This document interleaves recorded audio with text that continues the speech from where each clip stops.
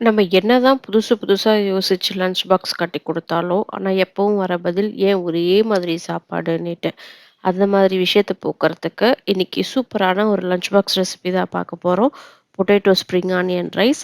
அதுக்கு ஒரு மிக்ஸி ஜார்ல 10 பல்லு பூண்டு உரிச்சு சேர்த்துருக்கேன். அது கூடவே ஒரு மீடியம் சைஸ் வெங்காயத்தையும் சேர்த்துக்கிட்டு, 2 மீடியம் சைஸ் தக்காளிய மிக்ஸி ஜார்லயே சேர்த்து, கொஞ்சமா மஞ்சப்பொடி, ஒரு 3 காஞ்ச மிளகா இதையும் சேர்த்து, கொஞ்சம் தண்ணி சேர்த்து, நல்லா பேஸ்ட் மாதிரி அரைச்சு எடுத்துட்டு வந்து வச்சுக்கலாம்.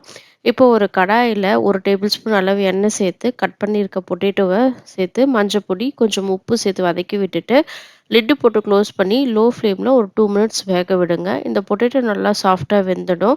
இப்போ இத வந்து ஒரு பிளேட்ல எடுத்து வச்சுக்கிட்டு, அதே கடாயில ஒரு 2 டேபிள் ஸ்பூன் எண்ணெய், கொஞ்சம் கடுகு, கடுகு வெடிச்சதுக்கப்புறம் சோம்பு.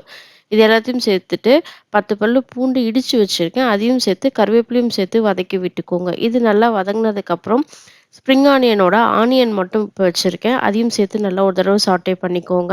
அப்புறம் நம்ம அரைச்சு வச்சிருக்க பேஸ்ட்ட இது கூட சேர்த்துட்டு, இதுக்கு தேவையான அளவு உப்பு, இத கொஞ்சமா ரெட் சில்லி பவுடர். இது வந்து காஷ்மீரி ரெட் சில்லி பவுடர். அப்புறம் கொஞ்சமா வந்து மல்லித்தூள்.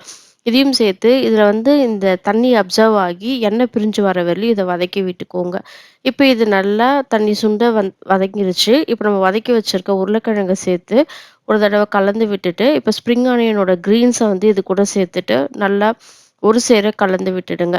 இது நல்லா கலந்து விட்டதுக்கப்புறம் கொஞ்சமா தண்ணி தெளிச்சுக்கோங்க. தண்ணி தெளிச்சுட்டு லிட் போட்டு க்ளோஸ் பண்ணி லோ ஃப்ளேம்ல ஒரு 2 நிமிஷம் விட்டுடுங்க. விட்டீங்க அப்டின்னா, சூப்பரா இது ரெடி ஆயிடும். இது ஒரு தடவ இது மாரி கலந்து விட்டுட்டு, நம்ம ஆற வச்சு வச்சிருக்க சாதத்த இது கூட சேர்த்துக்கோங்க. நான் இன்னைக்கு நார்மல் ரைஸ் தான் சேர்த்துக்கிறேன். உங்களுக்கு வேணா பாசுமதி ரைஸ் சேர்த்துக்கலாம். இது கூட கொஞ்சம் கொத்தமல்லியும் சேர்த்து நல்லா கலந்து விட்டுடுங்க. இது மாரி நல்லா கலந்ததுக்கப்புறம், உப்பு செக் பண்ணி, உப்பு வேணும்னாக்கா இதோடவே சேர்த்து கலந்துக்கோங்க. அவ்வளோதான் சூப்பரான potato spring onion rice ready ஆயிடுச்சு. இந்த ரெசிபி செய்து பார்த்துட்டு உங்களுக்கு புடிச்சிருந்தா, மறக்காம என்னோட கமெண்ட் செக்ஷன்ல கமெண்ட் பண்ணுங்க. தேங்க் யூ ஃபார் வாட்சிங்.